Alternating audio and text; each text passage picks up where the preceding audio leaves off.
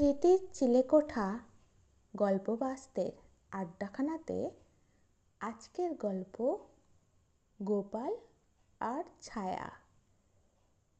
রাতে দেয়ালে বড় ছায়া দেখে সবাই ভয় পেল। ডাকা হলো গোপাল ভাঁড়কে। গোপাল বলল, দাঁড়াও দেখি। দেখা গেল বাতির সামনে একটা বিড়াল। গোপাল হাসল, ভূত না, বিড়াল। কেমন লাগলো আজকের গল্প?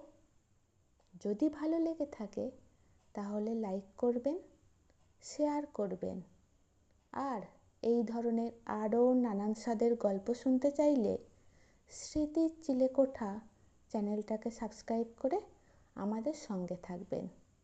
ভালো থাকবেন।